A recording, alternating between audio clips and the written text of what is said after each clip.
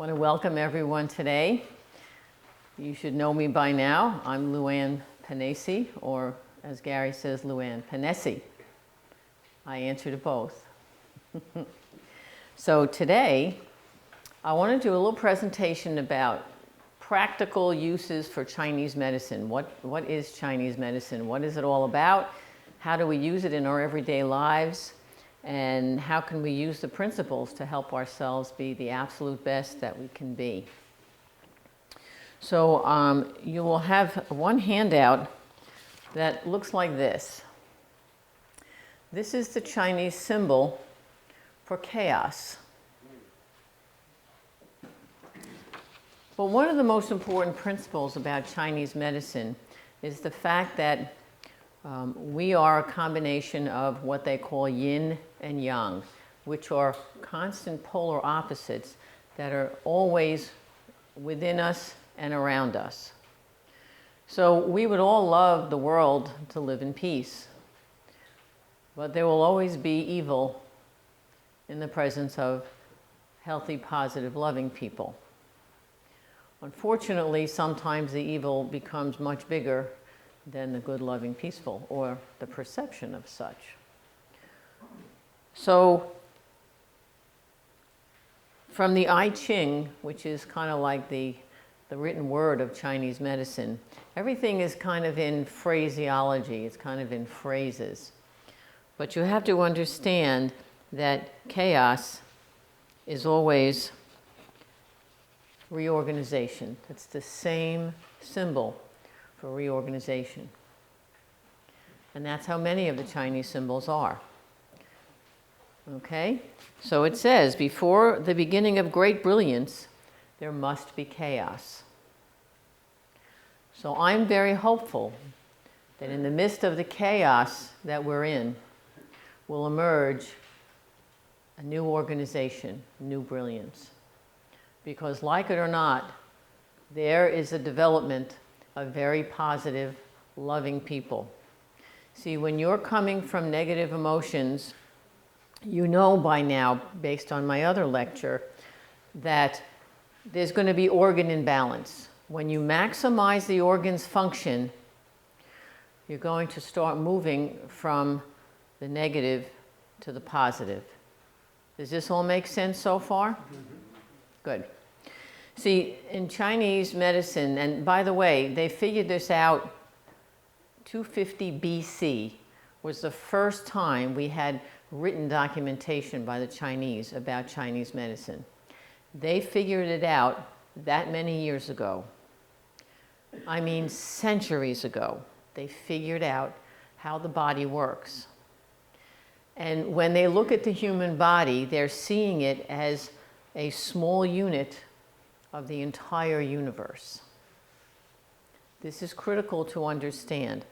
If you take a look at an atom, you have the center of the atom, and then you have electrons around it, right? Now step back and take a look at our universe. We have a sun with planets going around it. Do you see the similarity? One is a microcosm, one is a macrocosm. Our bodies are a microcosm of the universe. Now that sounds a little far-fetched to most, because most people are only concerned about what's going on in their immediate world. They're surviving, especially now with this COVID virus emerging. And, everyone's in a panic and everyone's, protecting. When we pull back into ourselves, there's a yin and a yang.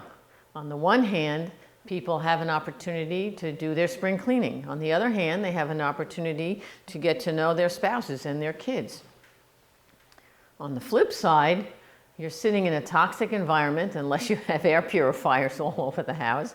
You're not getting your sunlight, and you start to get cabin fever. So there's pros and cons to every situation.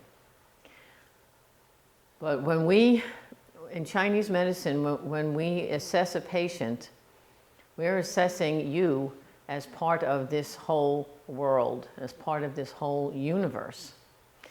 In fact, every organ in the body is coordinated with each of the seasons. So in the winter is the time of the kidney and bladder.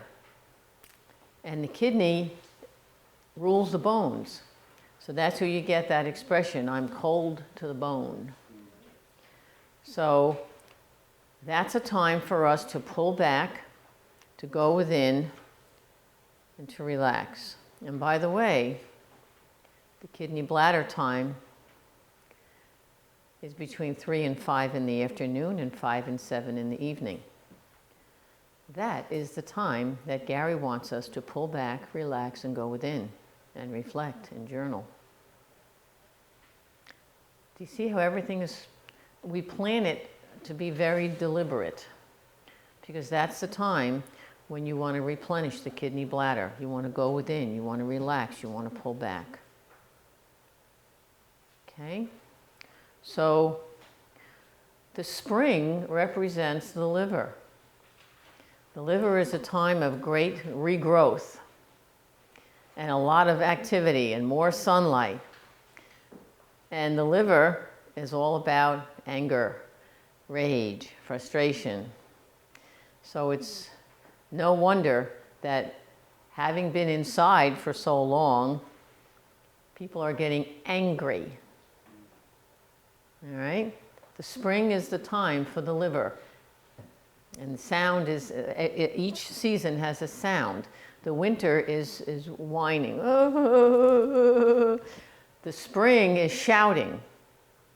This is when people start having their anger outbursts, in the spring. The summer is the time of the spleen. And the spleen is all about digestion. That's the stomach. And that's all about the beginning of digestion. So that's really the time when we're in high heat. It's a high heat time of day. And the sound is singing. Because when we eat, we're happy. We feel good. And then you have this time of the heart, which is more towards late summer. Going into autumn, but not quite. You'll see this is all written down on your handout here. So actually, no, the heart is what we have in the summer. Yeah, and the spleen is, that is the change of season. The spleen, stomach, is after the heart, which is the summertime. And that's all love and singing and things like that. So when we change the seasons, you notice we have Indian summer. It gets cold as a reminder, like the last couple of days of August, and then in September we have warmer weather, and then we have Indian summer, right? That's all about, that's just your spleen. And then the autumn is all about the lung.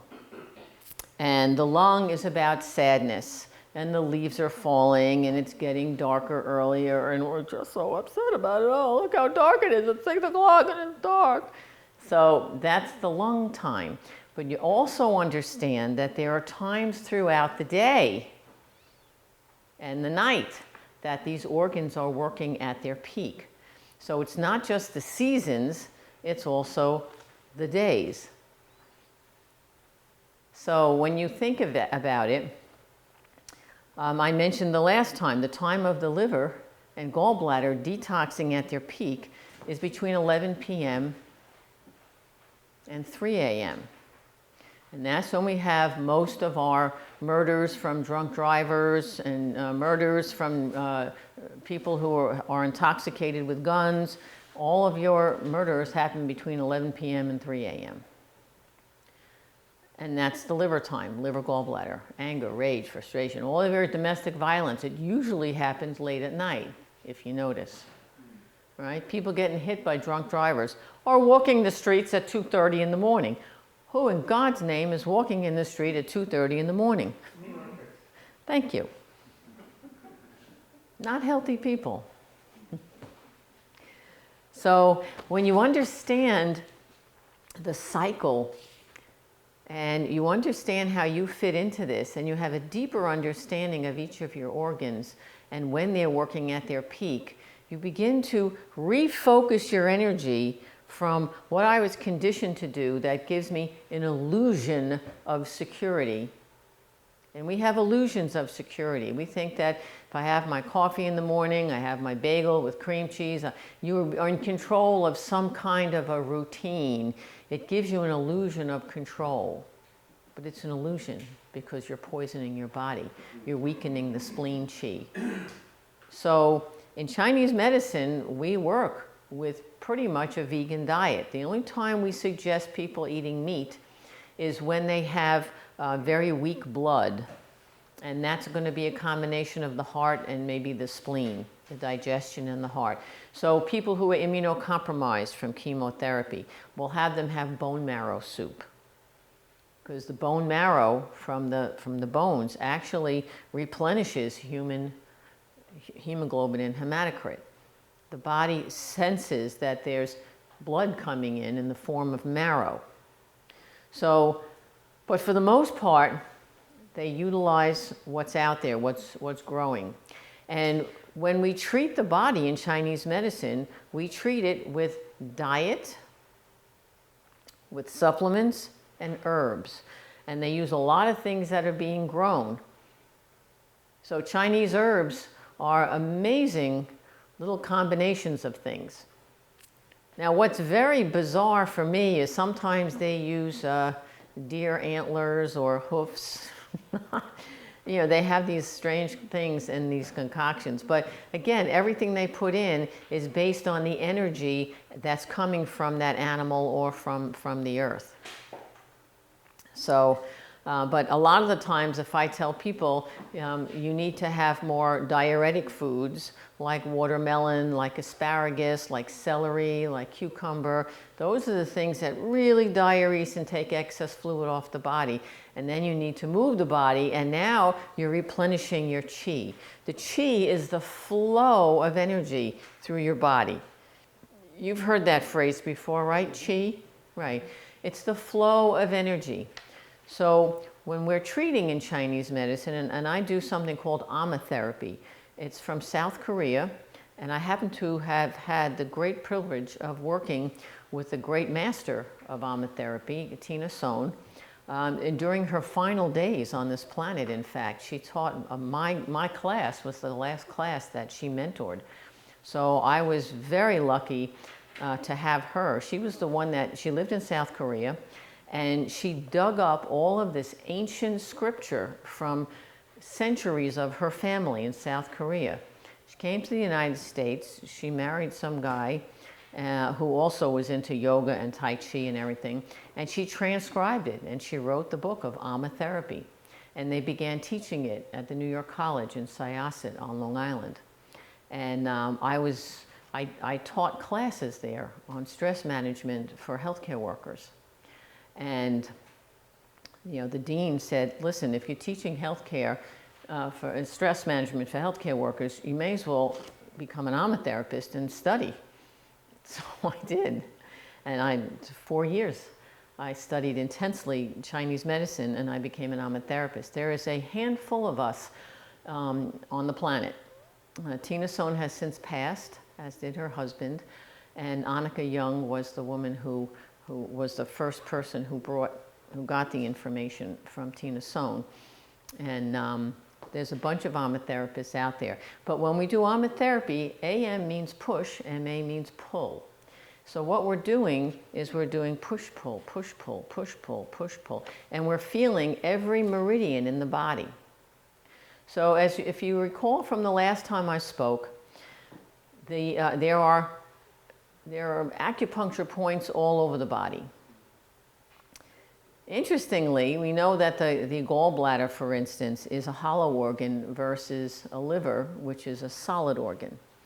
So solid organs are what we call the yin organs. They're dense, whereas the hollow organs are the yang organs.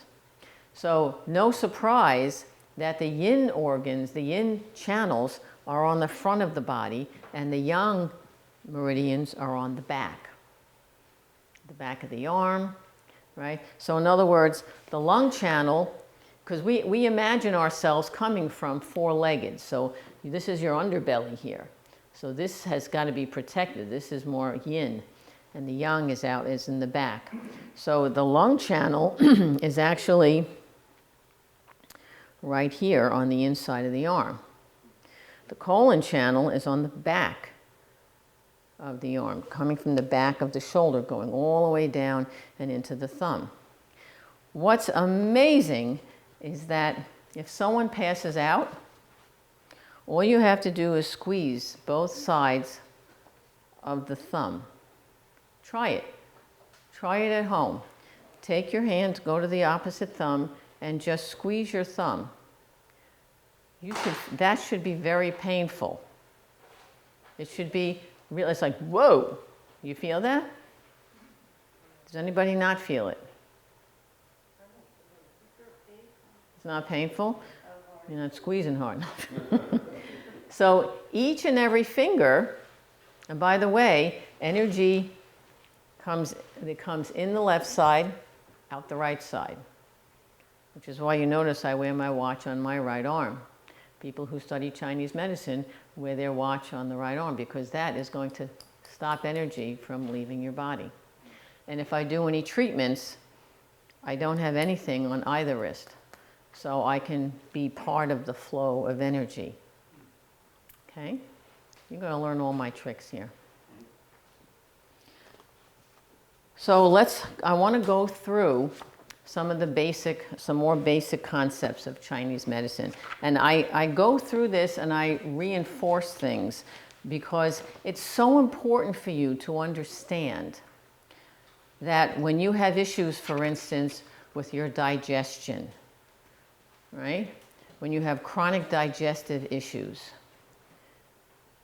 you're not able to process things, and that affects the kidney qi. The kidney qi is not able to ground anything because it's not getting the right nutrients, and you live in fear of making decisions. Okay? So when you're constantly in fear of making decisions, look at your digestion, look at your kidney function. And by the way, the kidney, having it be about fear, it's also about the genitals and your sexuality and how grounded you are in your sexuality, no matter what that happens to be. So when people enjoy sex, have very joyful sex, it really reinforces the kidney energy. But if there are people who are with low self-esteem and they live in fear, they see sex as something to be fearful of. Fear of not performing, fear of being abandoned, whatever. Fear of failure. Those fears, when I work with people that have erectile dysfunction or that have no libido left, we've got to go right to the kidney qi. And what isn't fueling the kidneys? Is it because the liver is toxic? Is it because the digestion is off? Which organ is it? And all I have to do is look at your tongue and feel your pulse, and I'll tell you exactly what's going on. That's Chinese medicine. In Chinese medicine, they can look at your tongue. The tongue is the map of the body. And in fact, every tooth in your head correlates to a different organ in your body. It's fascinating how they figured this out that many centuries ago. In fact, Dr. Elmira Goodall in New York City, who is one of the best holistic dentists I've ever worked with, when you have, like I had to have I had to have a root canal because I was getting my fillings taken out, and I was a sugar addict growing up, and so I had a mouthful of fillings. And one was so deep that when they drilled it out, it split the root. So instead of waiting for a problem, they said, you're going to have root canal. So I had root canal, and she said to me, the molar is the one correlated with your pancreas. She says, you're a sugar addict. I said, what? And that's the molar. And I had yeast infections because I lived on antibiotics because I had acne from my crappy diet. And all medicine knows is synthetic drugs, which kills all your healthy bacteria, and you end up with yeast overgrowth. And when you have yeast, you are definitely addicted to sugar. So you become a heat-seeking missile. Right? Correct me if I'm wrong. Yeah. Once your blood sugar drops below a certain number, there's no talking to you. You go for the white chocolate bunny. That's it. Nothing else exists except you got to get that, you got to get the sugar. So the whole idea is when you live your life in relative balance, you're not going to have those cravings. When you give the body what it needs to get rid of the yeast and to have healthy flora in the gut, amazing things can happen. Now, if you have liver toxicity, you're going to live in constant anger, and you're going to get you're always going to be ready for the knee-jerk reaction. Right? And people are going to have a perfect diet and still have a very toxic liver if they've not let go of their anger and their righteousness and their entitlement. If you don't get rid of that, no matter how perfect your supplements and your diet are, no matter how much you exercise, if you don't allow yourself to let go of that emotion, no matter what you do, it's going to be there. So I have a lot of people who have tried very hard to come in and just kind of take Gary's information and try and do their own thing with it. They're missing the point, because it's not about, he has books on his supplements. He has books on how to exercise. But when you're here, and for those of you at home, I'm hoping that you get to the point where you realize that this is about your ability to get vulnerable enough, just like this sign says. You have to be okay with appearing foolish to other people. You've got to be vulnerable enough to get to your stuff and say, yeah, I guess you're right. And then when you get vulnerable enough, then and only then are you going to be able to develop an inner strength that makes you unstoppable. One of the reasons we have these anti-aging programs is because we need a core of people out there that have an inner strength, an inner emotional strength, as well as physical strength, physiological strength, mental clarity, and a strong will. This should all sound familiar to you. And when you live your life consistent with that every single day, and every single day you make time to pull back and relax. Every single day you make time to exercise your body. Every single day you do some kind of studying and deeper understanding of who you are and how you fit into this world. Understand that everything that's happened to you in your past is an opportunity for you to either grow or to maintain and justify your victimhood. It's going to be one or the other. Just like the body cannot digest and detoxify simultaneously, which is why we have you fasting in the evening, because at night your body is detoxifying, right? The liver is detoxifying, liver gallbladder, 11 p.m. to 3 a.m. That's why when I say lights out, you got to be in bed, asleep at 11 o'clock, or you're shaving time off of a natural detoxification process. Is this making sense so far? Mm-hmm. Good. This is very important stuff. See, also, as I mentioned in Chinese medicine, all imbalances of the body begin with a broken spirit. Now, if you're born with congenital abnormalities, that might have something to do with chi or karma from one or the other parent. It doesn't make a difference. It's not anyone's fault. It's what you got on your journey. And what you do with it is up to you. But when we're born, we are pure love. We are just wide-eyed and we want to learn about the world. We're just fearless and we'll fall out of trees and jump off of marble tables. We just want to get out there and see the world. We discover our toes and I'm like, whoa! So we are just curious beings. And then as soon as we begin to go out and do things that might not be good for us, we hear the magical word, no! Stop it! No! And so we learn that we really can't do that. We can't do that and we can't do that.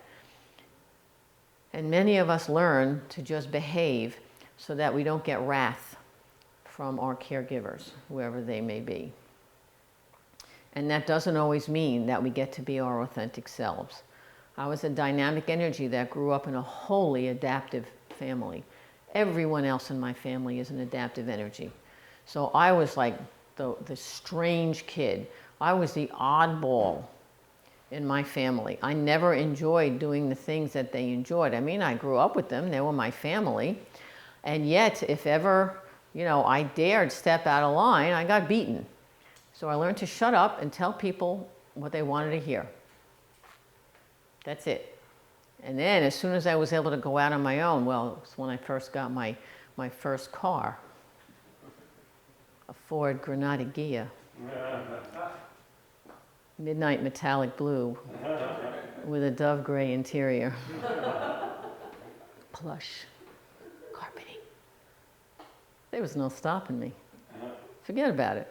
I just wanted to see the world. I wanted to go everywhere. But understand that underneath all that was a very broken spirit. The very first day that my parents beat me and my brother and my sister so severely, I was stunned. And I'll never forget the day. I remember what I was wearing. I remember the color of my bedroom. I remember everything. I was stunned that they could do something like this to a child. And that spirit broke. And I grew up being very physical with my brothers and sister. We fought like crazy because that was what was common in our family. So we wrestled and kicked and punched and we made ice balls in the winter and threw them at each other's eyeballs. We were kids. This is what we do. And then, of course, we got beat for throwing an ice ball in someone's eye. Yeah. So, but through it all, I developed this inner chronic anger, frustration, resentment, and that came in, that got manifested in my adult life. And every single one of you have had your journey where you've had your abuse, whether it's emotional abuse or abandonment or physical abuse or sexual abuse. Take a ticket and get online, because all of us had pretty dysfunctional parents. They did the best they could with the crappy tools they have, but most of us become our dysfunction, and we're not. You're not your dysfunction. All you're doing is compensating for pain that you've not allowed yourself to just let go of already and start living your life. It's so critical for you to get this. And it's what we do in Chinese medicine. I'm not suggesting that every one of us is going to be all happy and loving and have mental clarity at all times. No. Life is this continuum of ups and downs and ups and downs. But when you learn that the ups and downs are part of the journey, you're either going to learn from it or you're going to be a victim of it. What's your pleasure? What's your choice? What do you want to do?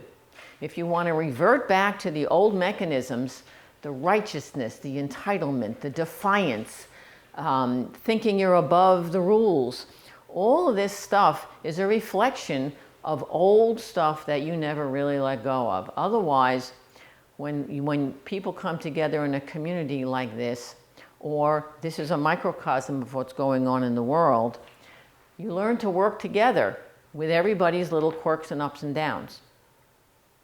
It's not about, I'm better than you, you're better than him, he's better than him. No. It's about we're all working here together and everyone has everybody else's back, in spite of all of our little quirks. But if there's one thing we walk away with from this anti-aging group is the importance. Your DNA, your telomeres are going to expand. They're going to strengthen when you fall in love with you and promise never to leave you again. And that means you've got to let go and forgive all of the crap from your past. You need to do this. It's critical. It's important. You need to have fun. With all the stuff that goes on around here, all the crises that are coming up, we have a good time. Because I don't personalize anything. This is another concept in Chinese medicine. You learn to flow with everything that's going on, like a river. There's nothing behind the river that you're going to bring with you. You're experiencing it in the moment. Experience, learn, adjust, move on. You're either going to respond to something or you're going to be a victim of it. When you're a victim of it, all the old stuff comes up. The anger, the resistance, the defiance, the justification, the rationalization, the fears, the need to pull back and say, no, I don't want to do this. No. And then you pull back and you're not making a decision and going forward. It's so important for you when you want to stop your aging process. So as active as we're going to be, that's how quiet we have to be. As aggressive that we're going to be with our ideas and standing up for what's right. When you're coming from a place of love, everything is directed at making something wrong right again. And it's not about making you right. Because you get to be right if you have to be righteous, but you're never happy. You're never really happy down here. You're just very righteous about who you are and what you're doing. Because this is always how I've been. Or they say, well, I'm Irish, we all get drunk. Well, I'm Italian, we're very dramatic. Well, I'm this, well, I'm that. No. That's just your cultural upbringing. Don't let that become who you are. You take things from your past, from your culture that are wonderful and empowering and hold tight to them. And let go of all the old crap from your past that doesn't apply in the present. In the present today, a lot of that stuff doesn't apply, but people are still carrying their baggage from their past. If you don't have education, go and get educated. If you want to learn something, learn something. Get curious again.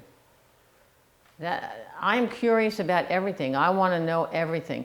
When I was in my 20s and 30s, while all my friends were getting married, having kids, and getting divorces, I just wanted to see the world. When I got in my Granada Ghia, dove gray interior, I took that car and I drove up to Toronto because I hadn't been to Canada. So I had to go through customs and everything. And then I wanted to go to Club Meds, and I was insatiable. I didn't go to Club Med for the romantic part of it. I went to the circus club, and I learned how to go on the flying trapeze. And in the show at the end on the Friday, I did a knee hang catch in the show, and I got a diploma for it. And I have that diploma in my office sitting next to my nursing diploma, and I'll tell you, very few people notice that I have a diploma for a knee hang catch on a trapeze. Very few people. But I am so proud of that because I almost pissed my pants when I was doing it. I was so nervous because when you climb up and you're looking down, that net is about this big. It's like that. And you're going, ooh, that's not going to catch me. But it was, I love doing stuff like that. I went to another Club Med and learned how to ride horses. And you had to show the instructor that you could control the horse. And then you got to ride on the beach. And I'm thinking, that's it. I'm in a commercial. I'm riding on the beach on a white horse. Oh, yes. You got to be curious. You got to go out there and you got to just go for it and try things. I traveled all through the castles in Europe and Germany. Oh, the churches. I was awestruck because it's all the stuff I learned in history. And I have people that wait till they're retired to do it. I didn't. Well, I also never got married and had kids. But that was my journey. That was my choice. That's my life. Didn't mean I didn't have pain in my past. I certainly did. So it's a very important time for you to step back and say, am I in a loveless marriage? Am I in a loveless relationship? Am I in a dead-end job? Have I been taken advantage of by other people? Is it time for me to step away from that? It's a very important time now, while we're in this program together, to start evaluating the quality of the relationships that you're in. Is it a high quality relationship? Is it destructive? Is it sabotaging? What is it? And does it feel right for you? And the more time you spend in quiet time, focusing on your breath, being out in nature, the faster you're going to connect with who you are. I have a niece that was born with all 5 congenital heart defects. So the second she was born, she cardiac arrested. And what was so interesting was my sister had a sonogram. My sister was a very controlling, adaptive assertive, very controlling. And she was the oldest in the family. So this was her second child. And she says, have a sonogram. If there's anything wrong with the child, I want it out. That was my sister. So they did the sonogram. No, looks good, looks good, looks good. Well, P.S., she was born with all 5 congenital heart defects. So from the day she was born, she had a pacemaker. And every year, the 13 years, she had to go and have her chest cut open, and they had to readjust the heart because as the body was growing, they had to add more to the heart. And they had to, do more septal work and the aorta, and they had to put all kinds of things in there to keep her alive. And I remember when we were all sitting around when they were doing the first open heart surgery on her, and they said, she may not come out of this. And my sister was angry. I told them to check this stuff before this baby was born. And I'm able to observe. I was able to just observe her and say, wow, there's one angry girl. And interestingly, every time she had a heart surgery, the doctor says, this is a real challenge for us. We've never done this before. I don't know that she's going to come out of this. We all had to be prepared to lose this child. And I remember sitting there and looking my whole family in the eyes and saying, this child is a part of our family. We're going to love this child for as long as it lives. Because my sister says, I don't know if I should be bonding with her. I said, you better be, your ass better be bonding with her because she's your child. And for however long this child is going to live, we're going to love her. And so, after I would work during the day at the hospital, I'd go to the children's hospital and spend the evening from 4 to 12 so that my sister can go home because she had another daughter and her husband to feed. And I stayed with my niece, in the evening until my sister came back at midnight. This takes an incredible toll on the kidney chi, for sure. There was a lot of conflict in their marriage. Amazingly, every single year, that child kept coming through the open heart surgery. So she's had a pretty crappy journey, according to most. The good news is that now she is a pediatric intensive care nurse in the same hospital she pretty much grew up in. And she shows all the kids born with congenital heart defects. She says, I've gone through it 13 times, honey. If I can do it, you can do it. So there's a reason that she went through that, so that she could give hope and be a role model to other kids that are having this kind of surgery. Ironically, my sister died of breast cancer.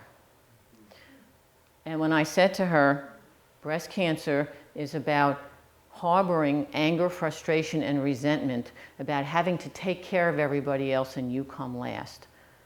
I said, you've got to start working through that anger and releasing it. And she looked at me, she goes, I'm not angry. You ever have people that say that? I'm not angry. Well, tell your face. And I helped her best I could. And she got to a place where she said to me, she actually reversed her cancer using Gary's protocols, completely reversed her cancer. She was doing terrific. What did she do? She went back to working nights. Nights destroys the kidney chi because that's when your body is trying to. Do you see how we go along with the seasons, with the time of day and night? We're supposed to be sleeping at night. I get the fact that some people have to work nights. They shouldn't work nights for more than a year. Then they've got to go back to days for a couple of years if they really love working nights because they get more money. The only reason she was working nights was because she got more money.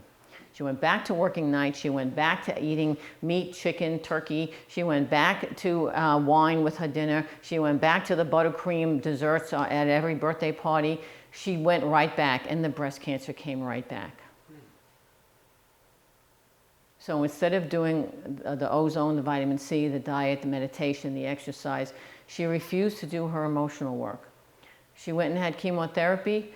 She ended up having terrible lung fibrosis from the radiation they gave her, and she died. And I learned from that tragedy that my sister wanted me to love her the way she wanted me to love her, not the way I wanted to. It's a great big ass lesson in loss. So sometimes when we have loss, it's an opportunity. As much as it's chaos, it's also opportunity to grow, to say, what did I learn from that relationship? And even though I never had a great relationship with my sister, she actually told me that when I look into the Christmas ball, the reflection that I see is how other people really see me. And I believed her. And I grew up believing that I was the ugliest kid in school. Just the ugliest kid. I believe she was my big sister, man. She was my deity. I want to be like her. And she was, she resented having a little sister, I guess. What do I know? Sibling rivalry, I don't know. But over time, she became my rock. She was my best friend. And I wanted so badly to help her. Because by then, I understood Chinese medicine. I had been to Gary's retreats. I was already teaching people. Don't we want to help the people we love the most? We don't have that right. You don't have that right unless they want it. So every tragedy in one's life, you have an opportunity to grow or you have an opportunity to shrink. What is it that you're going to do? This is important stuff to learn. So I ask you, pay attention to what's happening in your organs, right? When you have chronic issues with digestion, you're always going to have issues of, there's some kind of your kidney chi is not supporting. It's not supporting the digestion. So you've got to look at what's happening in the kidneys. So that's why I give everyone this sheet of the 5-element correspondences. So you understand. When I'm working with people, I'm working with a man now that has a massive glioblastoma. And they take it out surgically, it grows back. They do radiation, it grows back and he has seizures. Now they want to do chemotherapy. And this man's on a raw diet and he doesn't eat enough calories. And I'm trying to explain to him, your kidney chi is struggling. And that is your lifespan. I've explained this to you. Kidney chi is your lifespan. You want to hold tight to your kidney chi, which means meditation. It means processing out fear. It means grounding your energy every single day. And keeping those kidneys flowing with plenty of fluids, 15 juices a day. You peeing like a racehorse, every single one of you, if you're doing this. I didn't say 5, I didn't say 9, I didn't say 11, I didn't say 14. 15 juices a day. Lemon water detoxes the liver. The protein smoothies in the morning are strengthening your spleen and stomach chi. Very, very important. That's your lifeblood right there. That's why we have protein smoothies in the morning. Green juices all afternoon. It's quieting down the heat, the metabolic heat in your body. It's detoxing the liver. It's oxygenating your body. And then you go to do your meditation in the late afternoon between 3 and 7 p.m. And that's the time, breathing, reflecting, grounding, relaxing. So you're working right along with the day and night cycle. You become very aware. Staying Healthy with the Seasons is a book by Elson Haas, Haas. Just the most beautiful representation of Chinese medicine. She shows every season there's a new picture of all the things that you want to be paying attention to each season. It's not unusual that because the autumn is the time of the lung, this is when all of the leaves are falling, when most people have their asthma, right? It's the time of the lung. The lungs are very fragile then. So what are we going to do? We got to strengthen the lungs. Power walking. All of your red berry juices are strengthening digestion, strengthening all of your cell walls. Every single thing we do here is deliberate. Notice we have some people outside. We have some people inside. It all has to do with where you're at on your journey, where your imbalances are, and how we have to overcompensate. So I'm going to read you this little passage. And by the way, I have the time of each organ in this handout, which you're all getting at home as well. So you'll notice that the great yogis, they're up at 3 a.m. and they do their meditation and their chanting between 3 a.m. and 5 a.m. That is the time of the lung. The lungs are working their hardest. Very important. And then you have the yang of the lung is the colon. The colon time is between 5 a.m. and 7 a.m. So if you have a very healthy lung and colon, if you're doing your power walking and you're up between 5 and 7 in the morning, usually you're going to get up and move your bowels right away. I don't need a show of hands. I know. I can tell by looking at you. And then you have from 7 to 9 and 9 to 11 is the spleen stomach. That's when you want to put in your proteins. Your body doesn't want green juices in the morning. It's too cold for the kidney. Because when you're sleeping all night, your body is going way down metabolically. So to be throwing things, I've had people that have all kinds of medical issues, and in the morning they're having fish and bagels and lox, and it's the worst thing to put in your body. And first thing in the morning, it's too much. And your digestion now is struggling, your spleen chi is struggling, and that affects all the other organs of the body. So when you have a liquid breakfast like a protein smoothie, it's beautiful. Put your berries in there, put your vitamin C in there, vitamin C all throughout the day. And then the heart and the small intestines are between 11 a.m. and 3 p.m. So 11 to 1 is the heart. And isn't 12 noon, high noon? That's when the sun is right at the top. So you're high heat at 12 noon. And that heart is all about heat, passion, love, right? And then the small intestine is between 1 and 3. And what time do we all have our lunch around here?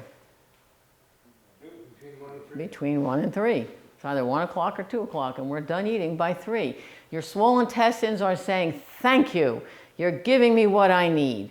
So things are going to pass very quickly through the stomach into the intestines, especially when you're having live, healthy foods, like the foods we're having, right? And I'm going to do a whole presentation on diet as therapy for you. It's amazing. Listen, food is love, okay? You really have to be enjoying your food. If you're having like brown rice and broccoli, that's not really exciting. We're going to have a whole lecture about this, about some of the most delicious dishes. And by now, if you're using Gary's Curing the Incurable cookbook, you know that when you put the right combination of spices and herbs and sprouts and other healthy foods grown right out of the ground, oh my God, your body loves you for it. The people here on campus, we just did their midterm testing with their blood pressure and impedance. Absolutely impressive. For the most part, people are right on track. They are improving steadily, amazingly. People that need to lose weight are losing weight. People that need to gain weight are gaining weight because they're building muscle. It's just an amazing synergy that's happening. Then, of course, again, you've got the kidney bladder up until 7 p.m. Now, between 7 p.m. and 11 p.m., it's called the heart envelope and the sanjiao. That is, in Chinese medicine, the heart envelope is the pericardium. It surrounds the heart, but it also, that part of, in Chinese medicine, is also about balancing all of your hormones.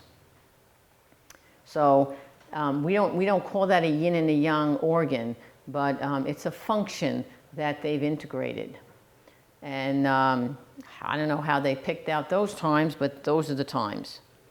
So there, when you understand that different organs are working at different times, you have a much better sensitivity as to what you're doing and what you're not doing. Pay attention to emotions that come up and learn that fine art of what I call detached involvement.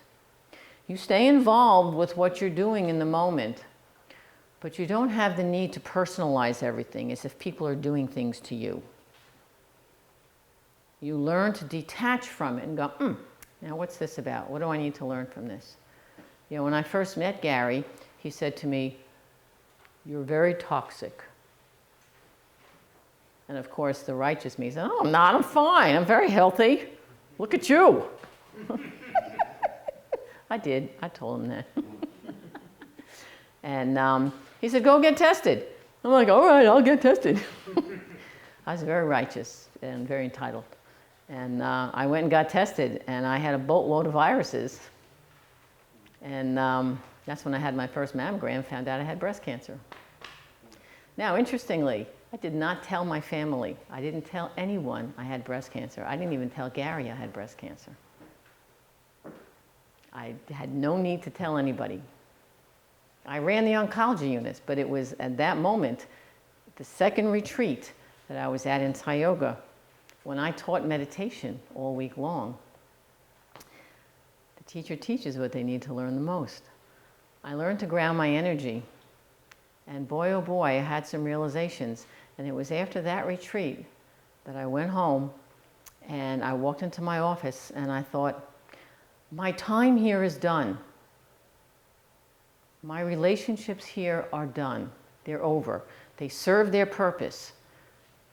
What's the good news?